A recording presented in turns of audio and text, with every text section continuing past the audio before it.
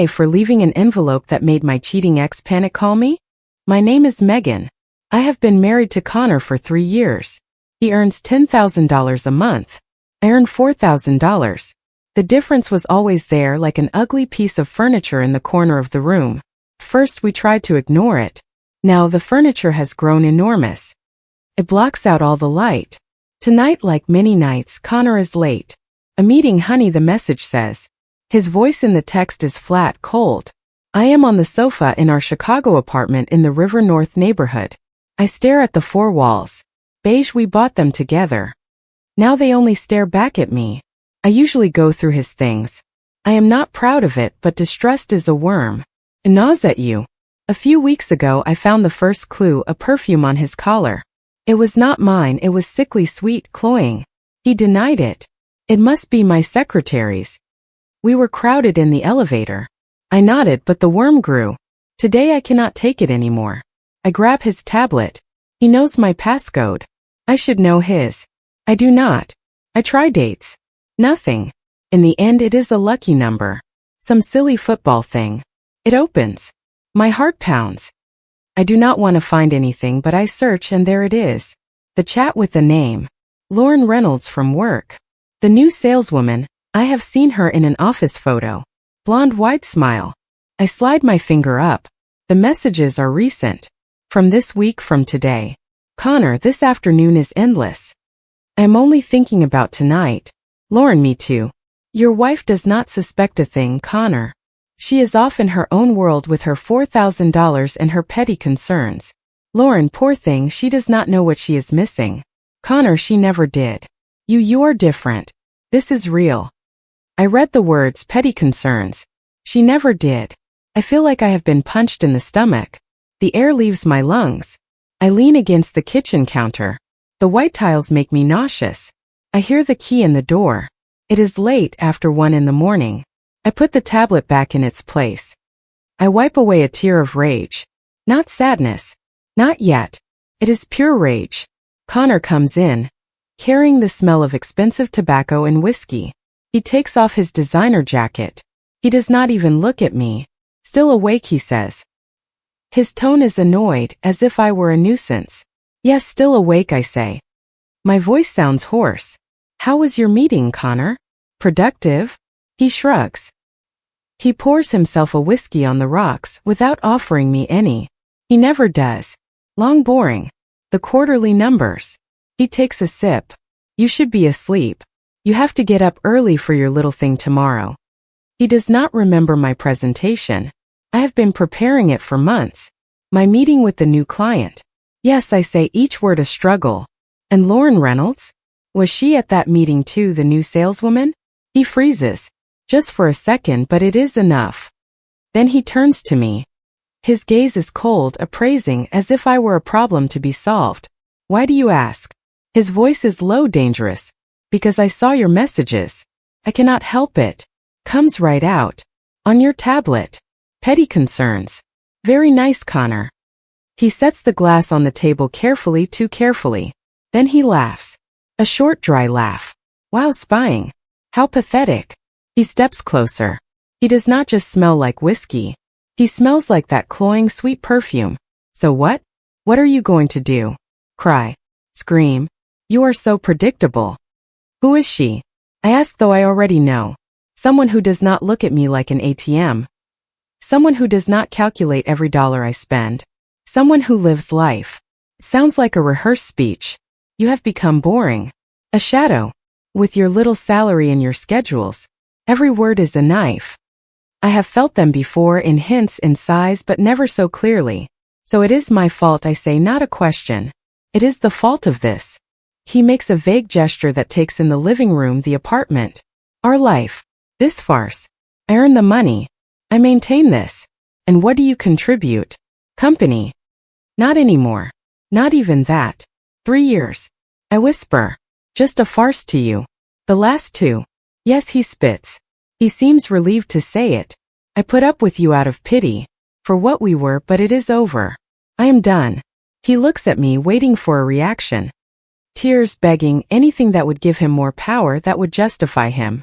But something inside me breaks. The rage freezes, turning into something hard and cold. I look at this tall, handsome man dressed in expensive clothes. I do not see the boy I married. I see a cruel stranger. Fine, I say. My voice is now as flat as his was in the text. If you are done, leave now. Go to your Lauren. He blinks. He did not expect this. He expected drama. Not this icy calm. I am not leaving at 1 in the morning, he says, his arrogance returning. This is my apartment. I pay for it. If anyone has to leave, it is you with your $4,000. Let us see what you find. There it is, the final card. The money. It always comes back to the money. Tomorrow, I say, we will talk about the details tomorrow, the paperwork. I turn and walk toward the bedroom. Our bedroom. Hey, I am not finished, he shouts at my back. I turn in the doorway. I stare at him. I am. Good night, Connor. I go in and close the door. I do not lock it. I hear a curse on the other side. Then heavy footsteps. The front door slams shut. He is gone, probably to her place. I collapse against the door. The coldness disappears. Now I am shaking my whole body. The tears do not come. Just a dry tremor of rage, of humiliation, of fear. My phone buzzes. It is Sophie, my best friend. She must be able to sense my misery from miles away. I pick it up. Sophie. Honey, what is wrong? Your message sounded weird. Are you okay? Her voice is a bomb. No, I say. The word comes out broken. I am not okay. Connor has someone else. He told me. He wants me to leave. A silence. Then an explosion of pure Southern indignation. Sophie is from Texas. She does not mince words. That man. Where are you? I am on my way. No, do not come. He is out. He left. But Sophie, what do? I have nothing. He pays for everything. You have your things, your job. And me. I told you, Megan. I told you that guy was conceited, full of himself with his money and his heirs. Take a deep breath. Listen, tomorrow you come to my place. We will talk, we will plan. But for now you need to sleep. I do not know if I can. Well, try to rest. Do not give him the satisfaction of seeing you destroyed. Save your strength. You are going to need it. She is right, she always is. We hang up. The darkness of the room envelopes me. The bed is enormous, empty. It smells like him, like his expensive cologne, and now also like another perfume. I do not lie down. I stay seated on the edge. I look out the window at the lights of Chicago. The city is still alive. I feel like a ghost. But in the midst of the chaos, an idea begins to form, small, hard, like a crystal seed. Connor thinks he has everything under control. He thinks I am weak. A petty concern. He is wrong. Tomorrow everything begins. But first I have to act. I have to make sure that when this is over, I am not the one who leaves empty-handed. I have to be smarter. I get up, go to my closet. In the back, behind a suitcase, there is a small box. Inside I keep documents, important things. The scanned marriage contract, old bank statements, things he never checks. And a phone number for a guy. Alex, a private investigator, a contact from an old work case. Sophie once told me, keep it. You never know. She was right. I look at the number, then at the time. It is very late, but the crystal seed grows. It becomes a plan. I am not going to cry. I am going to fight. But I have to be smart, patient, in a way he does not think I am capable of being. I put the number away, go back to the bed. I do not sleep. I plan. The crack has opened and I am going to escape through it. And maybe, just maybe, leave him inside. 3 days passed. 3 days of icy silence in the apartment. Connor barely came by. When he did, it was for clothes. Not a word. I kept going to work. I smiled at my clients. It was like living inside a glass bubble. I could see everything, but nothing reached me. The rage had turned into a quiet determination. I spoke with Alex, the investigator. His voice on the phone was professional, non-judgmental. I need to know everything, I told him. About him and about her. Lauren Reynolds. He agreed on the other end. Understood. I will start today. It will be discreet. I hung up, feeling stronger. I was no longer just a betrayed wife. I was a strategist. That night I came back late from dinner with Sophie. She insisted. Come to my place. Do not go back there. But I refused. I had to go back. I had to see it. Deep down, I knew something would happen that night. As I opened the door, I knew. The light in the entryway was on. It smelled of food, something I had not cooked, and music was playing, a soft jazz that Connor loved. I hated that jazz. I set down my purse and coat. My steps were silent on the hardwood floor. The living room door was ajar. There they were. Connor was on the sofa, his white shirt unbuttoned. He had a glass of red wine in his hand, and next to him, leaning against him, was Lauren. She was wearing a short black dress. She was laughing at something he was whispering in her ear. Her laugh was high-pitched, fake. I stood in the doorway. I did not say anything, just watched them. It was Lauren who saw me first. Her smile froze. Then it morphed into a grimace of triumph, or was it shame? I do not know. She looked down, feigning discomfort, but she did not move away from Connor. Connor turned his head. His expression was not one of surprise, it was one of defiance. A cold, calculated defiance. "Megan, you are back late." His tone was casual, as if I were the unwelcome guest. "Yes," I said. My voice did not tremble. "Seems you started the party without me." He shrugged. He took a sip of wine. "Lauren and I were just finishing up some office matters. I thought it would be nicer to do it here with a drink." His gaze challenged me. "Do you have a problem?" Lauren attempted a shy smile. "Hi, Megan. Sorry for the intrusion." Connor insisted so much. Her voice was sweet. Sickly sweet. "It is not an intrusion if my husband invites you," I said. I walked into the room, heading toward the kitchen, ignoring them. I needed a glass of water. My hands were shaking, but inside I was ice cold. I heard them whispering. Her low laugh. Then footsteps. Connor appeared in the kitchen doorway. "What are you doing?" he asked, his voice now a harsh whisper. "I am thirsty." "Is that a crime in my house now?" I said, emphasizing my house. "Stop making a fool of yourself," he snapped. "Go to bed or go for a walk. We will finish up here and then she will leave." I looked him in the eye. "And you will leave with her?" His smile was cold. "That is none of your business. You and I have already talked." He gestured toward the living room. "This is the future. Get used to it or get out." The worm of rage tried to surface, but I smothered it. The crystal seed was stronger. I nodded slowly. "You are right. It is none of your business. Enjoy your evening." I took my glass of water and without looking back left the kitchen. I did not go to the living room. I went up the stairs to the bedroom, but I did not go in. I stayed at the end of the hallway in the shadows. I waited. It did not take long. I heard more laughter. Footsteps coming up the stairs together.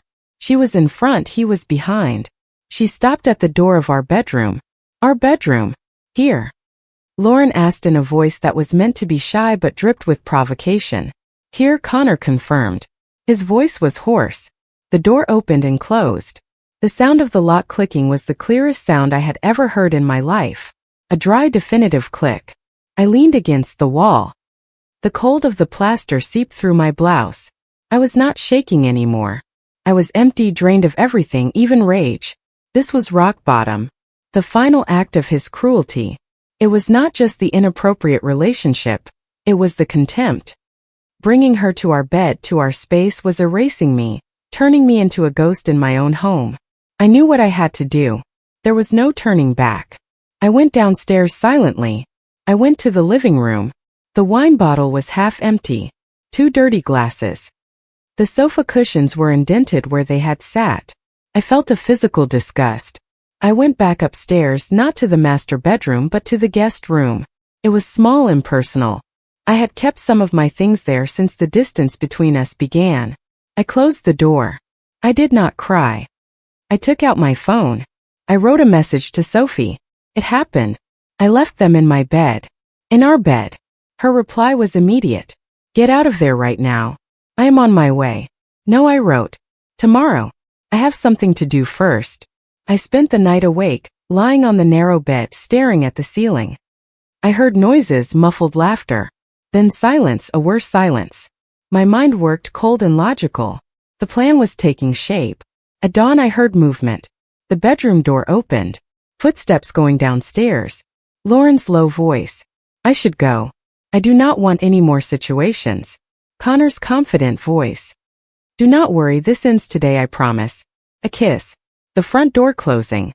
I waited, then I went out. The apartment smelled of the evidence of his betrayal. Of shame. I went to the kitchen. I made coffee, just 1 cup. Then I headed to our bedroom. The door was open. The room was a mess. The sheets were disheveled, clothes on the floor. The smell was unbearable. I took a deep breath. This was not the time to feel. It was the time to act. I went to my box of documents, took out a sturdy brown paper envelope. Inside I put 2 things. First, a piece of paper, a draft of a marital settlement agreement that I had downloaded and quietly filled out over the last few days. It was not signed, but it had my name and his, and a proposed date to sign before filing with the court. It was a gauntlet thrown down. Then the second thing. It was not Alex's full report. I did not have it yet. That would come later. It was something else, a folded piece of paper with a name and an address written by me, and a sentence. Ask for Mark. He knows everything. It was a bluff, a risky bet. Mark was an old business partner of Connor's. There had been a dispute. Lost money. Connor had left him high and dry. I knew the story. He did not know that I knew it. Ask for Mark. It was a hook. A hint that I knew more than he thought, that his secrets were not safe. I folded the paper, put it inside the envelope with the draft agreement. I did not seal it. I left it open for him to see. I found a pen, and on the back of the envelope, I wrote in clear, firm handwriting, for Connor, from the one who is no longer here. I did not put it on the nightstand. No, that was too obvious. I looked for a place where he would surely find it, but not immediately. An intimate place where the offense would be maximal. I approached the bed, our bed. With disgust, I pulled back the wrinkled sheet and slid the brown envelope between the fitted sheet and the mattress, right in the center, where his back or hers would have rested, where he would have to look for it. Rummaging through the sheets that still held the warmth and the scent of his betrayal. Where the symbol would be perfect. His new bed of pleasure, holding the seed of his ruin. I left the room, packed a bag, a medium-sized suitcase with the essentials. Clothes, documents, my laptop. The jewelry that was mine, anniversary gifts that now felt hollow.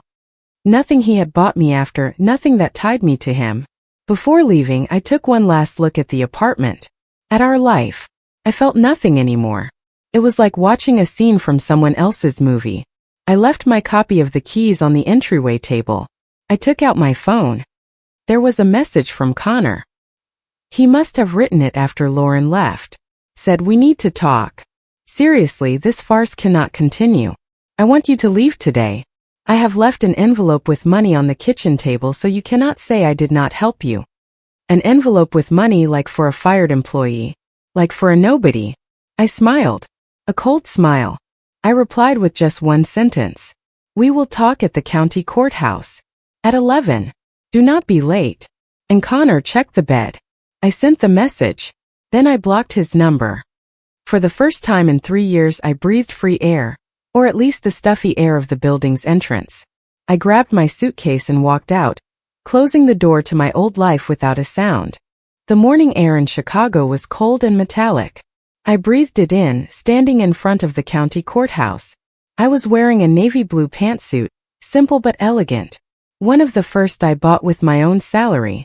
Sophie was by my side, a silent wall of support. She wore her leather jacket and the expression of a protective wolf. Are you sure he will come? She asked, looking at her watch. It was 10:55. He will come, I said. My voice sounded strangely serene. For him it is just another piece of paperwork, one that sets him free. He would not miss it. And there he was. At 11 sharp, his black BMW pulled up abruptly at the curb. He got out. He was wearing a flawless dark gray suit, sunglasses. He looked like he was coming from a board meeting, not from signing the beginning of the end of his marriage. He was not even looking our way.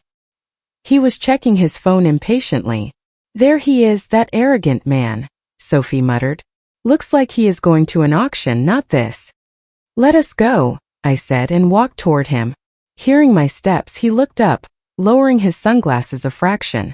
His eyes scanned me from head to toe without approval, without emotion, just a quick, punctual assessment. Punctual? I am surprised, he said, turning back to his phone. Let us go in. I have a call with London at 11:30. Connor, I said. He was already turning away. He stopped, irritated. What? Did you get my message? He frowned, as if trying to remember something insignificant. What message? Oh, right. Check the bed. Very dramatic, Megan. I did not have time for games. The bed is made. Or did you make it before you left? For a change. His tone was sharp, dismissive. I did not answer, just nodded. Sophie squeezed my arm. We went inside. The place was cold, impersonal, all marble and service windows. It smelled of disinfectant and bureaucracy. We filled out some preliminary forms at a counter. The clerk, a man with a mustache and an air of eternal boredom, directed us to a small waiting room. The family law facilitator will see you in 10 minutes, he said, without looking at us. We sat on hard plastic chairs, separated by an empty space. The silence was thick. Connor kept looking at his watch, impatient. Sophie fidgeted with her phone, but I knew she was recording. I had asked her to. Just in case, I had said. You should have taken the money, Connor said suddenly, without looking at me. He was speaking to the white wall in front of him. It would have helped you with a deposit for a rental. With what you earn, you will not get far. But I suppose Sophie will take you in for a while. He shot a quick, disdainful glance at my friend. Keep your advice, Connor, Sophie said without raising her voice. Megan already has a plan. He snorted. Right. Her big plan. He finally looked at me. And what are you going to do? Sue me? You have nothing. No proof, no money. I have the best lawyers. This will be quick and clean for me. We will see, I said, keeping my voice calm. There is nothing to see, he retorted, his voice rising. A couple of people in the room turned their heads. He lowered his voice, but its intensity was greater. It is over, Megan. You have been living in my world by my rules. It is finished. I will give you what is fair, what the law requires. Not $1 more. And I want you to leave Chicago. I do not want to run into you on the street.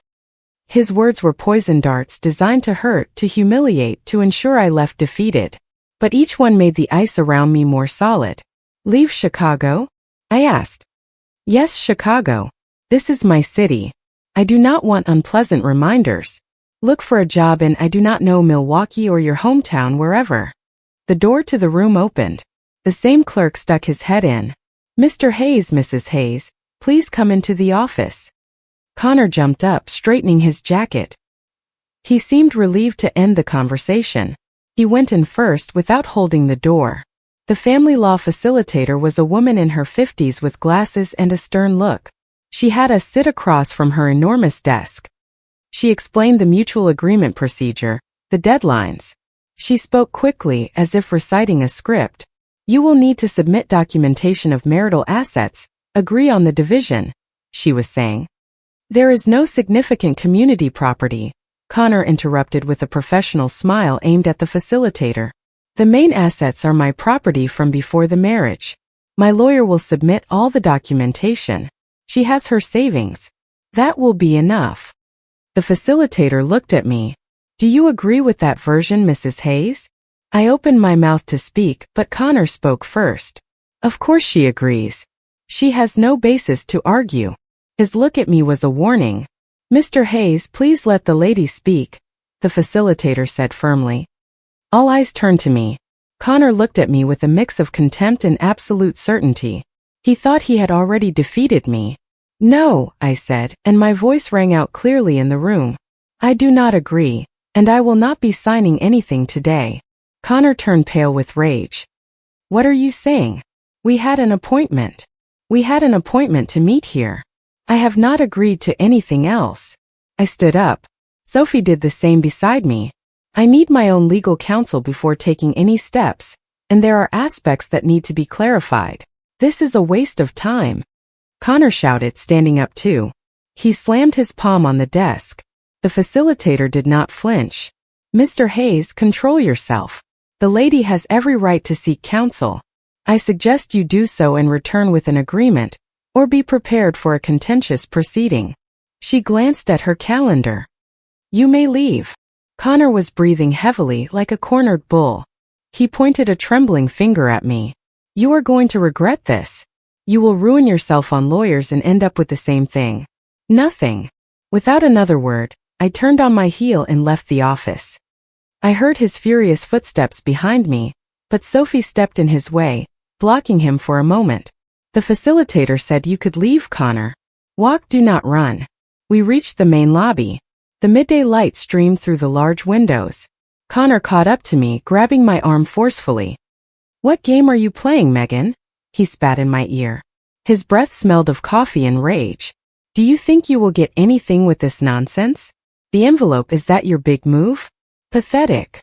For the first time I saw a flicker of something in his eyes. It was not just anger, it was a hint of unease. My message had hit its mark. He had checked the bed and found the envelope. I gently but firmly pulled my arm away. You are a poor thing with delusions of grandeur. Leaving that apartment has gone to your head. You are going to crash and burn, and when you do not expect me to come pick you up. This was the moment. I looked him directly in the eyes. I felt no fear anymore, only a strange, powerful peace. I do not want you to come back, Connor. Ever. And I will not crash. But you should be more worried about where you are going to crash. I paused, letting my words sink in. By the way, did you find the envelope? No, not the one with money you left in the kitchen. The other one. The one in our bed. His expression froze.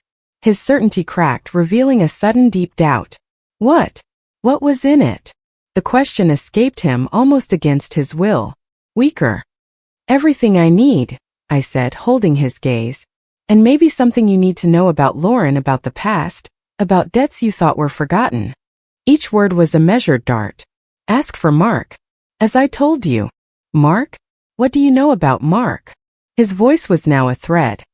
The name of his former partner had had an effect, like an unexpected ghost. Enough, I said and turned away. Do not call me. My lawyer will be in touch with yours. Wait, Megan. His shout was a mix of command and plea. But I was already walking with Sophie by my side, toward the main door.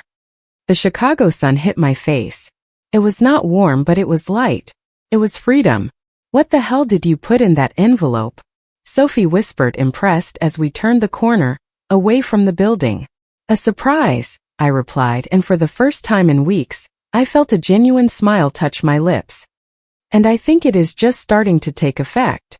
Behind us, in front of the glass doors of the courthouse, I turned one last time. I saw him. Connor had not moved a muscle. He was standing there, motionless, phone now in his hand but not looking at it, staring into space. The arrogance had completely vanished, replaced by an absolute bewilderment, tinged with a dawning fear. The hunter had just suddenly realized that he might be the prey. Connor stood frozen on the sidewalk in front of the cold glass doors of the county courthouse. The midday Chicago sun, which had once felt like a flattering spotlight, now beat down on him like an interrogation. Megan's words echoed in his head like chimes. Ask for Mark. As I told you. A cold sweat, unrelated to the heat, ran down his back. How did she know about Mark? That was buried years ago. It was a murky, quick affair that no one was supposed to know about, least of all his wife. His ex-wife, he corrected himself mentally, though the gesture now felt hollow. He spun on his heels, nearly stumbling. He needed to get out of there. The image of Megan walking away, back straight, heels clicking firmly, without a single look back, burned in his retina. This was not the scene he had planned. He was supposed to be the one leaving victorious, freed from a burden. Not this stunned man, left behind on the sidewalk while she disappeared into the crowd with a smile on her lips. A smile he had not seen in years. A smile that now terrified him. He got into his car and sped off with a roar, weaving through traffic with no destination in mind. He could not go to the office. He could not see Lauren. Not now. His mind was a whirlwind. The envelope. He had found it that morning when he woke up alone in the master bed. Lauren had left before dawn with a quick kiss and a promise to call. He, hungover and arrogantly satisfied, had reached under the sheets to stretch and his fingers had brushed against the edge of the paper. He had pulled it out, frowning.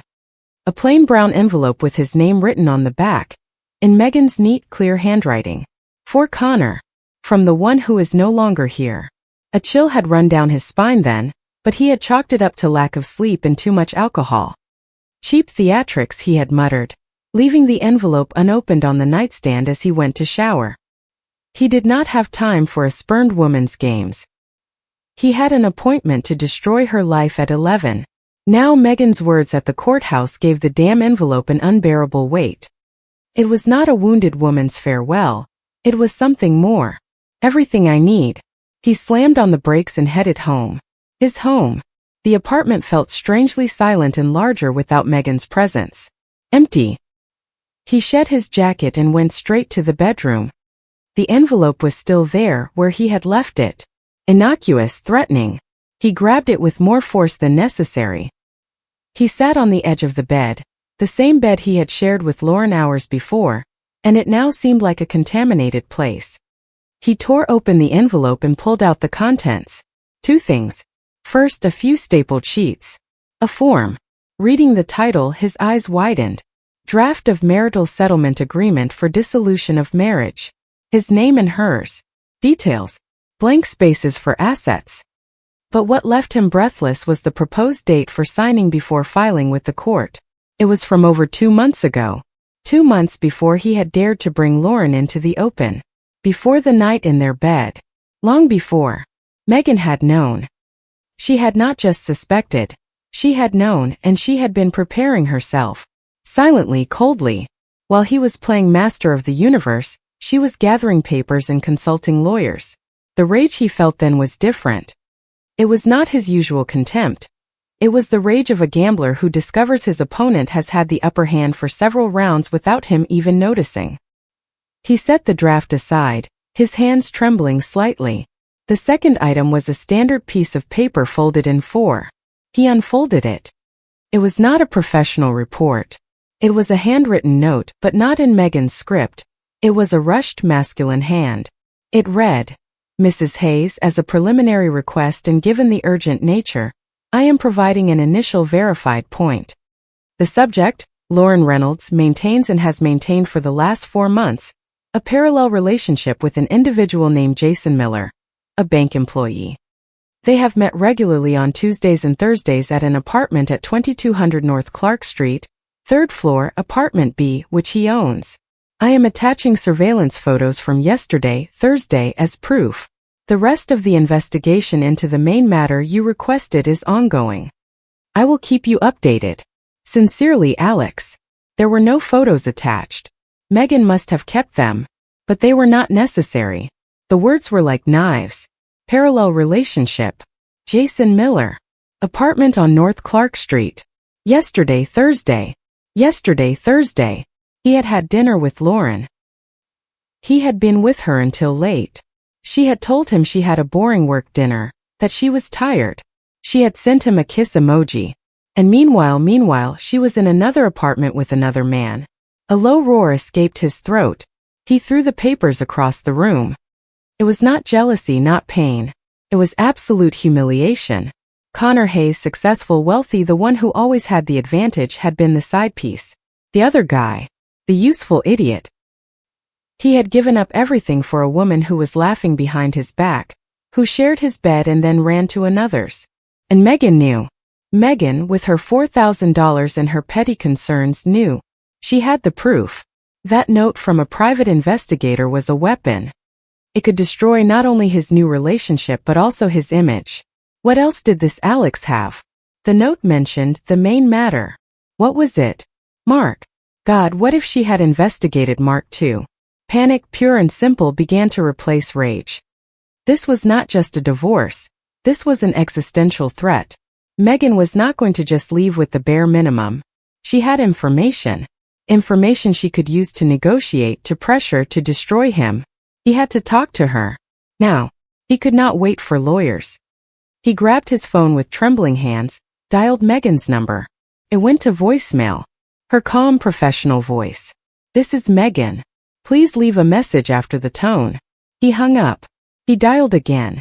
Voicemail again. Damn it. She had blocked him. After her message from the courthouse, she had blocked him. The panic turned to desperation. He sent a text message. The letters were clumsy, jumbled. Megan, we need to talk. It is urgent. The envelope. We have to clear this up. Call me, please. The please. It burned his fingers as he typed it. He had never begged her for anything. Never. There was no reply. Just the double blue checkmark indicating the message had been read, and nothing more. An absolute electric silence. He got up and started pacing the room like a caged lion. He could not stand still. He thought about calling Lauren, confronting her. But what if it was true? He would look even more ridiculous. And he needed to think. Megan was the key. She held the power now. A power he did not understand but feared. What did she want? Money. Of course she wanted money. But that note, that mention of Mark, that sounded like something more. Something personal. Revenge. He remembered her line at the courthouse. And maybe something you need to know. What? That Lauren was cheating on him? He knew that now thanks to her. Or was it something else, something related to the main matter in the note? He had to find Megan. Now. He shot out of the bedroom. Where could she be? She had no family in Chicago. She had Sophie.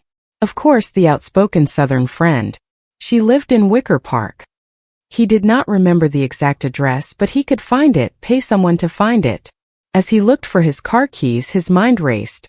The image of Megan, cold, confident, in that pantsuit that fit her so well, telling him, ask for Mark. It superimposed itself on the image of the submissive, faded Megan of the last few months. She had been acting the whole time.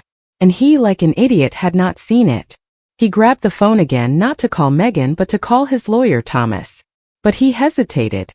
If Thomas found out about Mark, no, he could not. Not yet. First he had to talk to her. He had to regain control. He looked at the mess of papers on the floor. The divorce draft.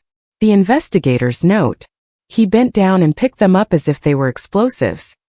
He stuffed them back into the brown envelope, now wrinkled and torn. He sat on the sofa, the envelope in his hands, staring into space. Cold, metallic desperation settled in his stomach. He had underestimated his wife. Terribly. And now the price of that mistake could be much higher than he had ever imagined. It was not just his marriage at stake. It was his image, his security, maybe even his freedom if the Mark business came to light. He made a decision. He would not go to the office. He would go look for her. To Sophie's, wherever she was. He had to find her, had to make her talk, had to get back those damn photos, that investigation, whatever she had. And above all, he had to know what else there was. Fear, a new and disgusting guest, settled in his chest. For the first time in his life, Connor Hayes was afraid. And the source of that fear was not a business rival or a financial problem. It was his wife, the woman he thought he had buried in oblivion and contempt. Sophie's apartment in Wicker Park was small, cozy, and smelled of baking and lemon, not the cold perfection of my old home. From the balcony, you could see rooftops and antennas, not the impersonal line of new brick buildings. Here I could breathe. Here, with a coffee in my hands, I watched my phone as if it were a bomb. It vibrated incessantly, over and over. Connor flashed on the screen. Each vibration was a lash of anxiety that slowly transformed into a spark of power. I had blocked him after sending the last message at the courthouse, but he had used another number, an unknown one. I blocked that too. Another appeared, and another. Desperation had many numbers. You are not going to answer, not even to laugh in his face? Sophie was sitting next to me with her own coffee, legs crossed under an old nightgown. She had been my anchor these last few days. Not yet, I said, placing the phone face down on the worn wooden coffee table. Right now, every call I do not answer is a hammer blow to his ego. He is imagining the worst. That is better than anything I could say to him. And the lawyer? Have you spoken to her yet? Her, I corrected. Rachel Lawson. Alex, the investigator, recommended her. She is a shark in family law. I have an appointment first thing tomorrow. I took a sip of coffee. The warmth centered me. But first I need all the ammunition. Alex said he would give me the full report today. As if I had summoned him, the phone buzzed again. But this time it was a WhatsApp message from a number saved as A. Investigations. Alex. Report is ready. Can you talk? I replied yes. A second later the phone rang. His voice was as professional and dry as the first time. Mrs. Hayes, I have the complete report. It is more extensive than anticipated. Tell me, I said, putting it on speaker. Sophie leaned closer.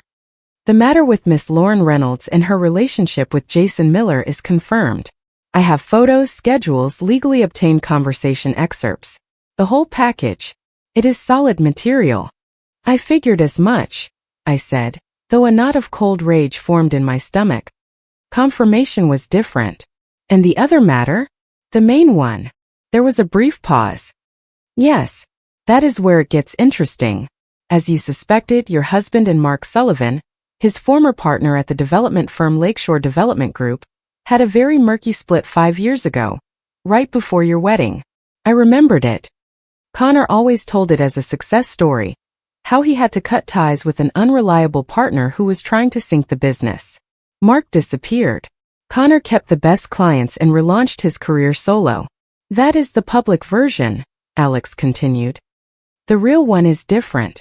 From what I have been able to piece together, and I have 2 sources confirming it, there was a misappropriation of funds from a renovation project in Lincoln Park. Client funds. It was all Mark, according to everyone. Connor discovered it, fired him, and covered the hole with his own money to avoid a scandal. He came out looking like the hero, Mark like the villain who fled to Phoenix. And it was not like that? I asked, holding my breath. Only partially. I have located Mark Sullivan. He is not in Costa Rica. He is in Phoenix, Arizona, living modestly. And he has a different version. He admits his guilt in misusing funds, but he claims Connor knew from the beginning that it was a tacit agreement to inflate costs. When things went sour, Connor left him high and dry, took all the credit for saving the project, and used his contacts to make sure Mark could not work in Chicago again. He gave him some money to shut up and disappear. My heart was pounding. This was not just infidelity, this was serious irregularities. Fraud, a cover-up. Does he have proof? Anything more than his word? I have old bank statements with opaque transfers between the company's accounts and their personal ones. Nothing conclusive on its own, but very suggestive. And I have Mark Sullivan willing to talk. On record. He is very resentful, and for good reason. He says Connor ruined his life. A heavy silence filled the line. Sophie was staring at me wide-eyed. And the other thing I mentioned to you? I asked, lowering my voice. About Connor's possible previous marriage? That was just a hunch, a rumor I had heard ages ago. Another pause, longer this time. That was a stroke of luck, actually. Following Mark's trail, I spoke with a former secretary from the firm, now retired, very chatty. Without much prompting from me, she let slip that in the early years, Connor was very affected by a personal matter he called his youthful mistake. She said he had been almost married to a German girl, an exchange student, but it all fell apart very quickly. The girl went back to Germany. Almost married. I do not understand. I looked into it. There is no record of a marriage between Connor Hayes and anyone in the county records. But at the German embassy, with some discreet inquiries, a contact of mine was able to verify something. A religious marriage certificate exists, not civil. Celebrated in Cologne 9 years ago between Connor Hayes and a German citizen named Clara Becker.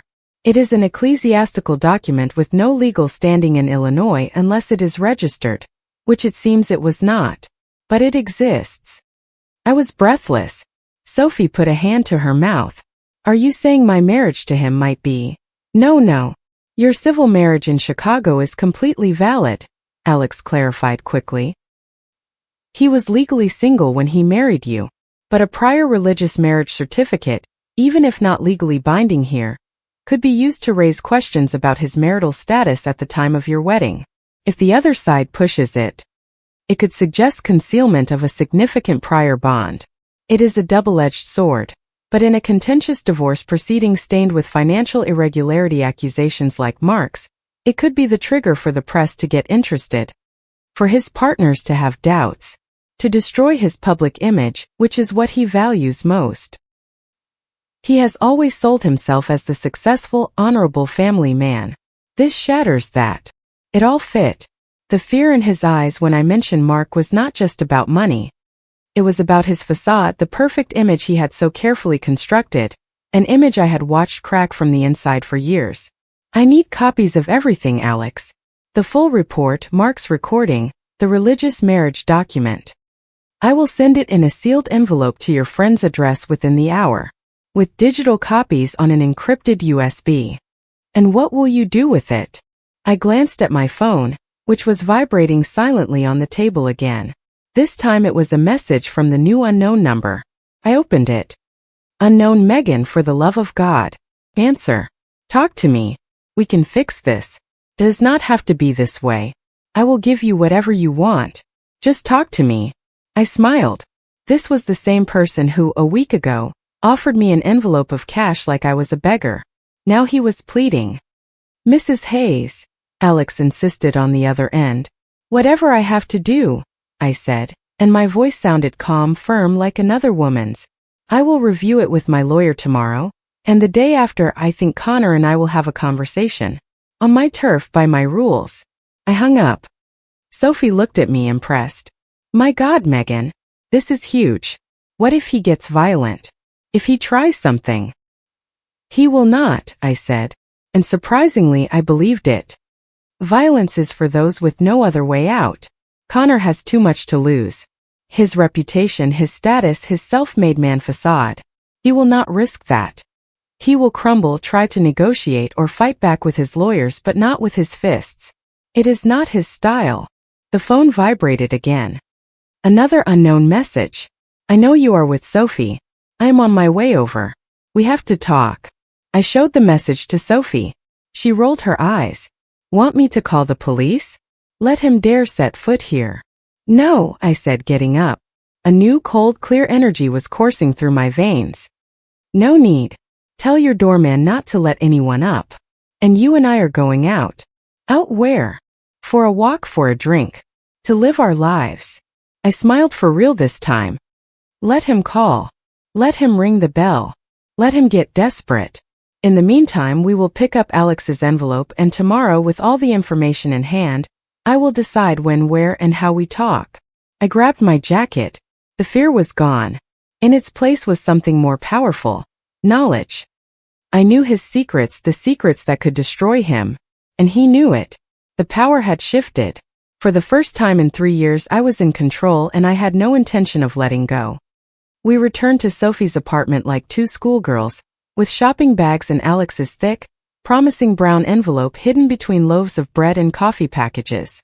The euphoria of having given Connor the slip faded as we walked through the door. The answering machine on Sophie's landline was blinking like a crazed traffic light. 17 missed calls. All from private or unknown numbers. My God, he has lost his mind, Sophie muttered, deleting the voicemails without listening. Her cell phone had also been on fire. Increasingly desperate messages, shifting from pleading to anger, all directed at her, asking, demanding that she put me on the phone. My phone, now silent, had a similar collection. I had unblocked the last unknown number just to see the chain of messages. Started with Megan, please, moved on to this is insane. We need to talk, and degenerated into do not play games with me, I am sick of this. And the last one sent 20 minutes ago. Sophie gave me your new number. I expect your call. Do not force me to do something we will both regret. My heart skipped a beat. You gave him my number? I asked Sophie, showing her the screen. She went pale. No way. I hung up on him as soon as he started yelling.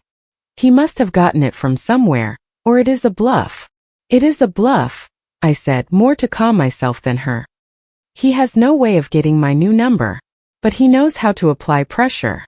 The message was a clear, veiled threat. Do not force me to do something we will both regret. The old Connor, the one who thought he could control everything with intimidation, was peeking out. Alex's envelope felt heavy in my hands.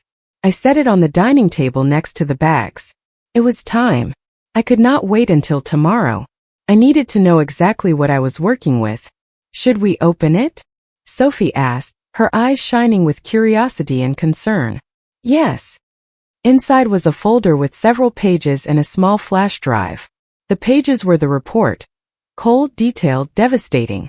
Photos of Lauren entering and leaving the building on North Clark Street, sometimes with a tall, blonde man, Jason Miller, sometimes alone. Schedules. Excerpts from WhatsApp conversations, obtained God knows how between Lauren and Jason, full of plans and promises that were a carbon copy of the one she made to Connor. It was pathetic. Then the section on Mark Sullivan, which was denser. Old bank documents with circular transfers between accounts of Lakeshore Development Group, Connor Hayes, Personal, and M. Sullivan. Nothing damning on its own, but the pattern was suspicious. And then the transcript of a recorded interview. Mark's voice hoarse and bitter, rising from the typed pages. Of course he knew. He came up with the system. Inflate the costs, divert the surplus to a parallel account. Then, when the client started asking questions, he threw all the blame on me. Said I acted alone, that I had profited. He offered me money to leave and shut up. He ruined me. I have not been able to work in Chicago since. And finally, the cherry on top.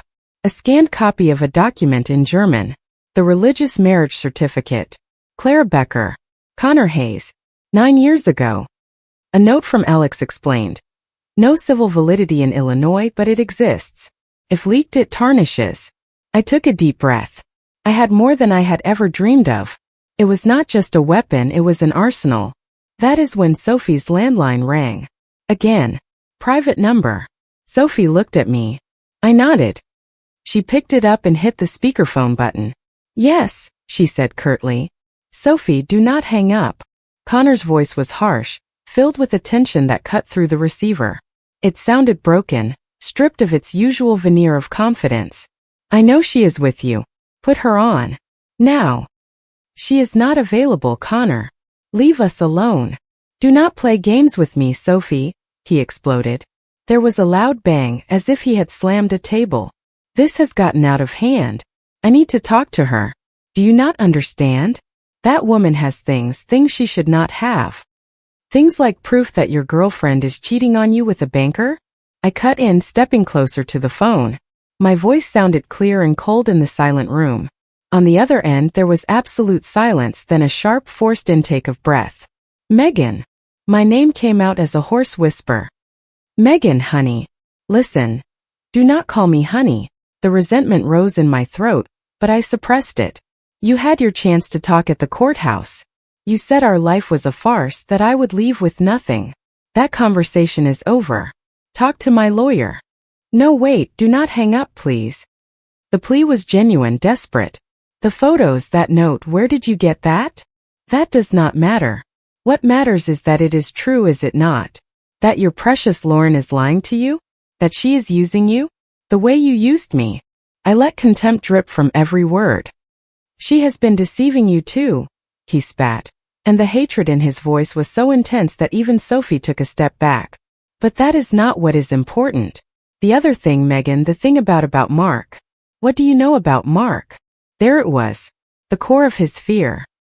I know he is not in Costa Rica.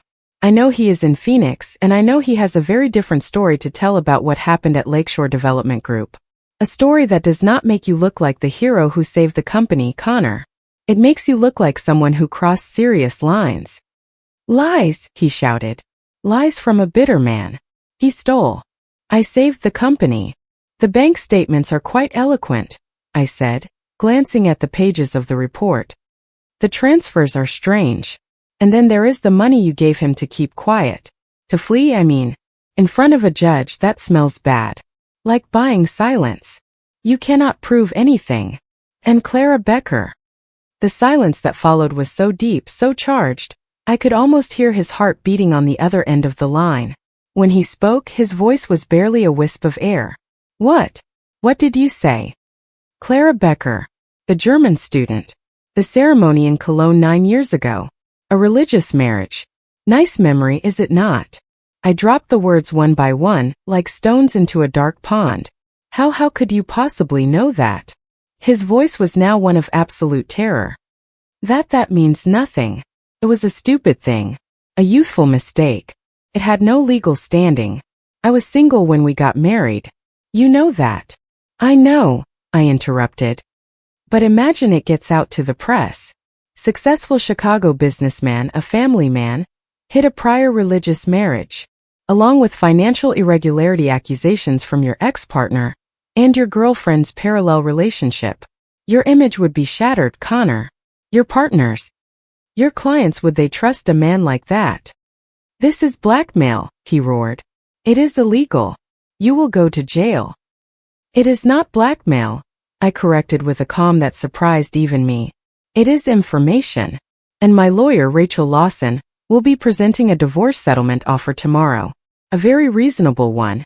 A spousal support appropriate to the standard of living during our marriage. Half the value of the condo that is in your name but was bought during the marriage and is therefore marital property, and a settlement for the assets you have hidden. If you sign it, all of this, I tapped the pages of the report lightly, stays between us. Mark will stay in Phoenix. Clara will remain a memory. And you can try to piece your life back together with Lauren, if you still want to, after knowing what she does on Tuesdays and Thursdays. How much? He asked, his voice a dry rasp. How much do you want? It is not how much I want. It is what I am entitled to. My lawyer will give you the figures. Tomorrow. I am going to destroy you. He exploded again, desperation turning into impotent rage. I will hire the best lawyer in Chicago, and I will ruin you. You will not get a dime. And those photos, that report, I will get it and burn it. How? I asked with genuine curiosity. I have copies in secure places. If anything happens to me, if you threaten me, if you try to discredit me, everything comes out. To the press, to the Securities and Exchange Commission, to your investors. We are all playing this game, Connor, and I am making the rules now. There was a gasp, then a guttural sound of fury and defeat. You are something else. I never loved you. It was a mistake. For the first time, his words hurt me. A sharp, deep sting. But I smothered it. The mistake was underestimating me, I said. And calling me someone with petty concerns. Rachel Lawson will call you. Do not try to contact me directly again. And Connor, stop sending messages to Sophie. The next time, you will receive a restraining order. I hung up. Sophie, who had been holding her breath, let it out in a rush. Oh my God, girl. You destroyed him. I could hear his soul breaking over the phone. He did not have a soul to break, I said. But my hands were trembling. The adrenaline was fading, but he had a facade. And that has been shattered. I discreetly pointed to my phone, which had been recording the conversation from the beginning. Sophie nodded, impressed. In case he goes to the police to report blackmail, I explained. I have his threat to destroy me and burn the evidence. That covers me. Sophie's phone rang again. Private number. She went to answer it, but I put a hand on her arm. Let it ring. Let him suffer. Let him wait. Now, I said, gathering the report and the flash drive, I need to study this thoroughly. I have a meeting with a shark tomorrow, and I need to know exactly how to handle every one of these teeth. I sat on the sofa with the pages of the report on my lap. Outside, the evening was beginning to fall over Chicago. Inside me, despite the exhaustion, there was a strange, new feeling. It was not happiness. It was peace. The quiet, fierce peace of someone who is finally holding the reins of her own life, and of the life of the person who tried to destroy her. Rachel Lawson's office smelled of expensive coffee and power.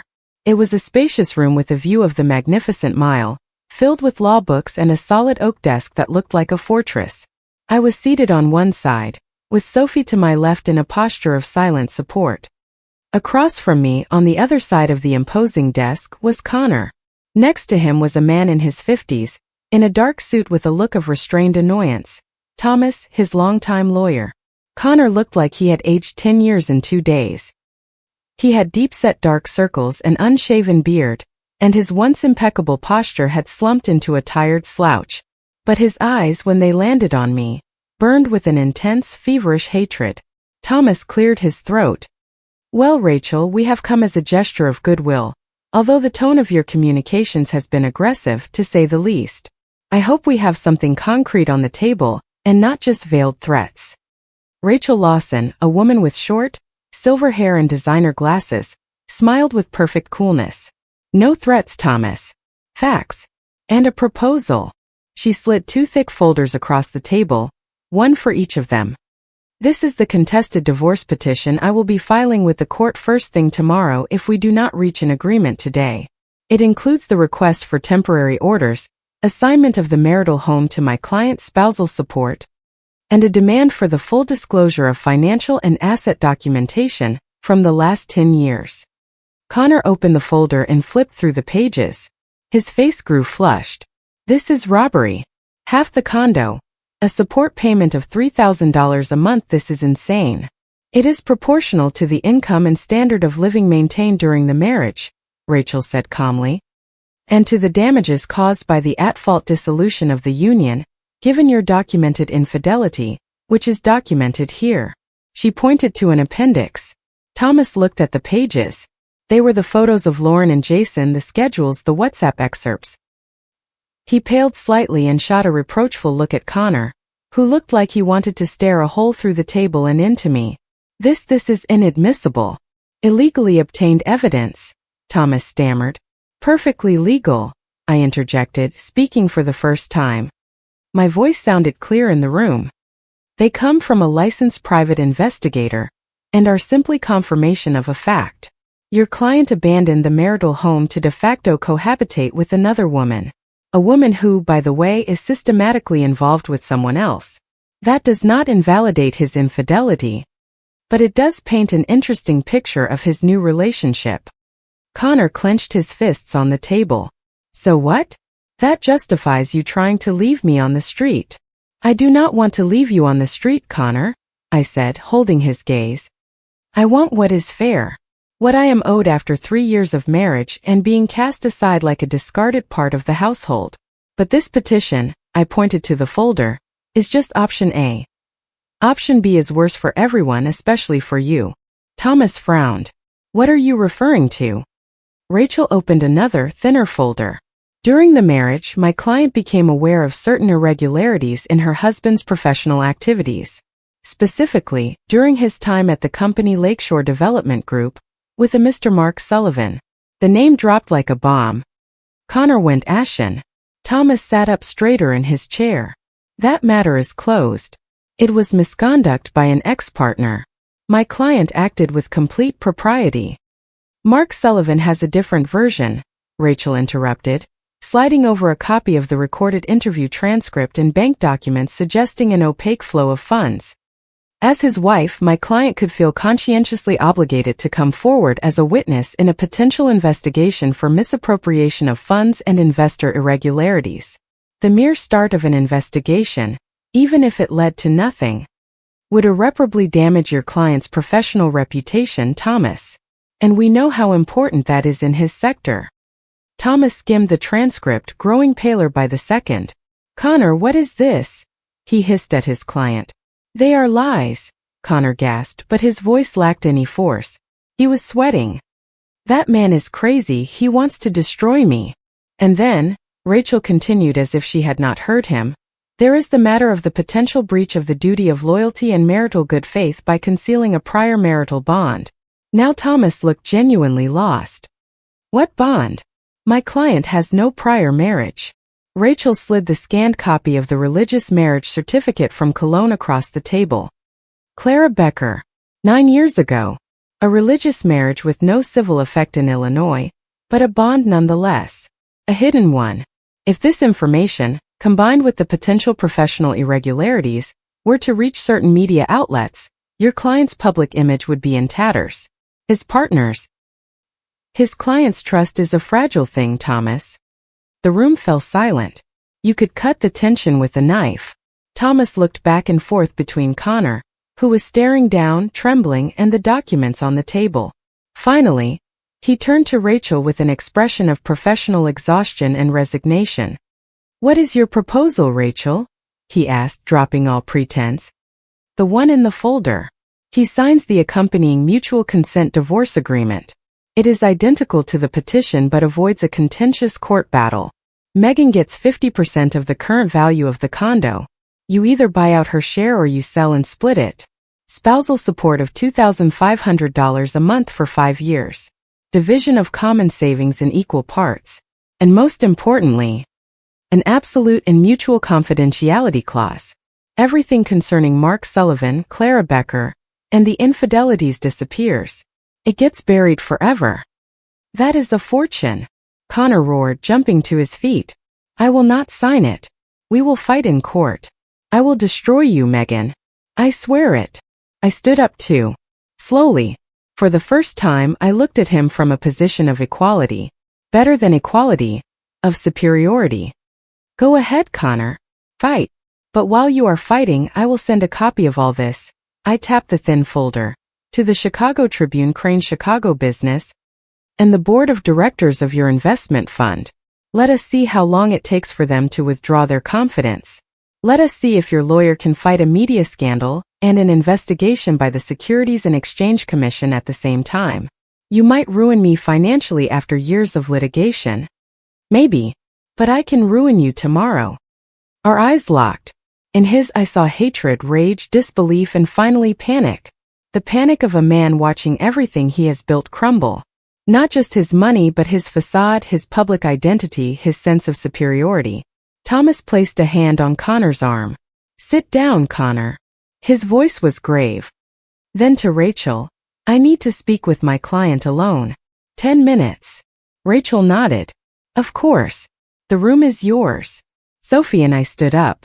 As I walked past Connor, I stopped for a moment. You decided our lives were a farce, I said, so low only he could hear. Now you choose.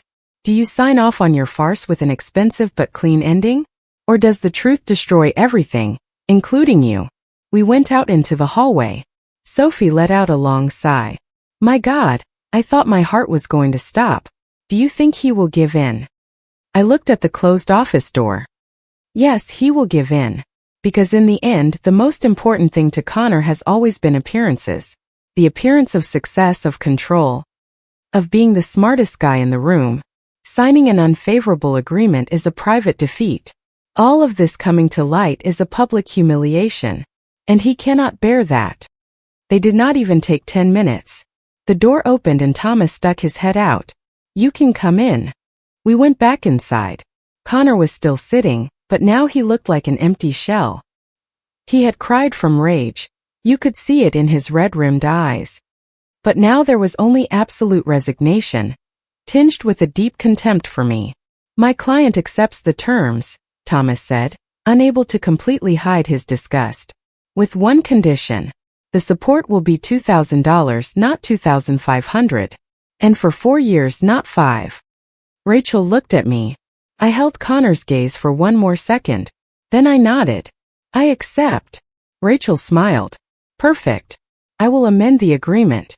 We can sign the preliminary contracts today. The final divorce within the legal time frame. We left the office half an hour later. The pages filled with preliminary signatures and seals in my purse. No one spoke in the elevator. In the lobby, Connor stopped in front of me while Thomas and Sophie moved a few steps away, giving us one last tense moment of privacy. You won, he spat. His voice was a harsh threat. You get my money. But do not delude yourself. You have destroyed anything that might have been between us. You are just as calculating as I am. I looked at him and for the first time, I felt neither rage nor triumph. Only an infinite weariness and immense relief. No, Connor. I was never like you. I just learned to play by your rules. And it turns out you are a sore loser. I turned to follow Sophie. Goodbye. I did not look back. I knew I would not see him again until the final signing, and maybe not even then. The war was over. And I, against all odds, had come out alive and with the weapons to start over. The final signing of the divorce was a bureaucratic formality, quick and emotionless. It took place at the same courthouse, before the same stern facilitator. Connor and I signed the documents without looking at each other. His lawyer, Thomas, seemed to want it over with as quickly as possible. Mine, Rachel Lawson, observed with professional satisfaction. When the facilitator stamped the final page, it was just a dry noise, a click that legally dissolved what had been dead for months. No words were exchanged. We left through different doors. I never saw him again. The agreement was executed with cold efficiency. Connor bought out my half of the condo at a market value that pained him, but which gave me a more than respectable cushion. The first spousal support payment arrived on time on the 1st of the month. I did not touch it. I set it aside in a different account. It was money from a difficult chapter, and that chapter was over. I would use it for something good when I decided what.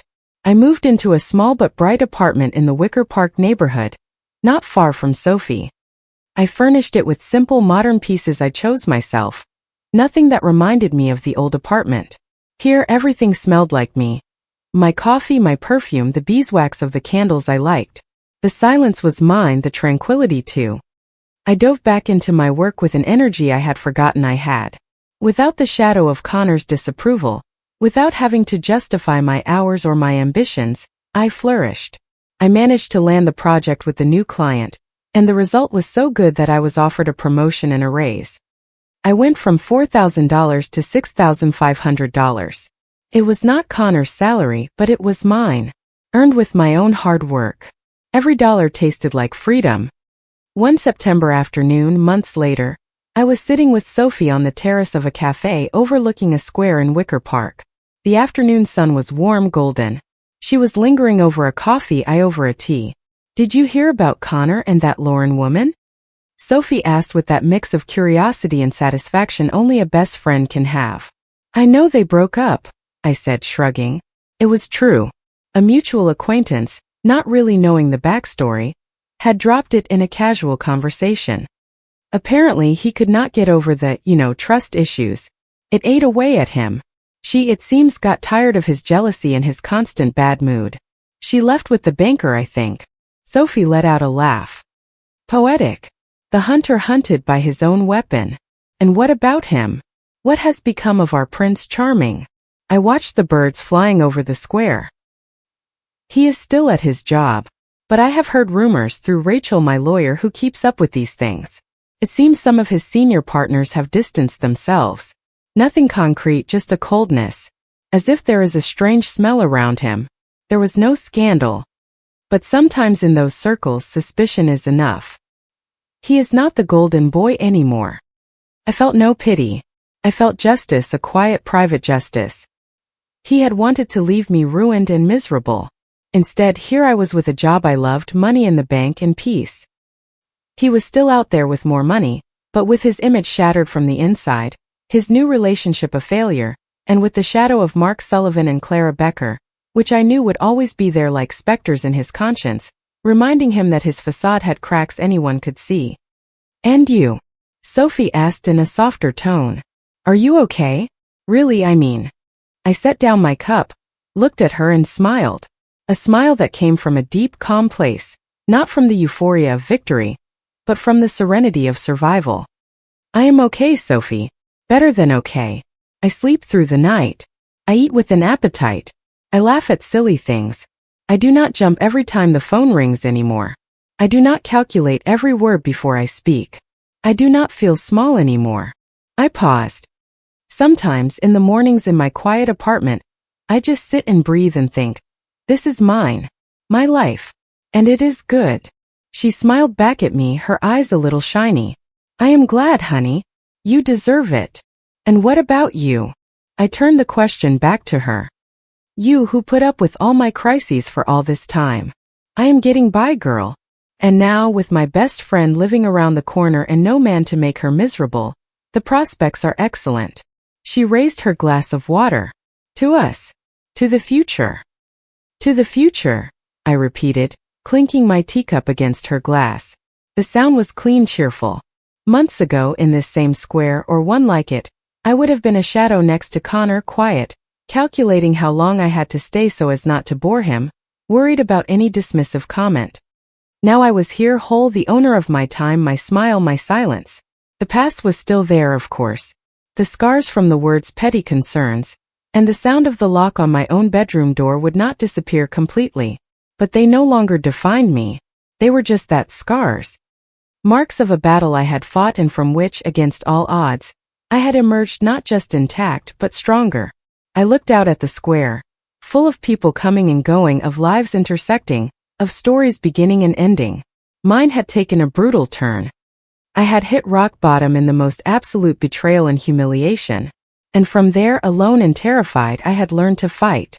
I had used his own weapons, secrets, and appearances against him. And I had won. It was not a fairy tale happy ending. It was something better. A real new beginning. With my feet on the ground, with my wallet not overflowing but respectable, and with my heart, for the first time in years, light. I no longer carried the weight of his contempt. I no longer carried the guilt of not being enough. I stood up, leaving a few dollars on the table. "Come on," I said to Sophie. "I am thinking an ice cream would be good right about now. Or a glass of wine. Or both. Today I feel like celebrating." "Celebrating what?" she asked, getting up too. "Celebrating that it is Tuesday," I said, linking my arm with hers. "And that Tuesdays do not mean anything bad anymore. They are just Tuesdays." We walked together, blending in with the crowd in the square under the golden light of sunset. I did not look back. There was nothing behind me that I wanted to get back. Everything, absolutely everything interesting lay ahead. And for the first time, I was not afraid to look it in the face. Did you enjoy this story? Leave a comment and hit the subscribe button to support the channel. More tales are on the way.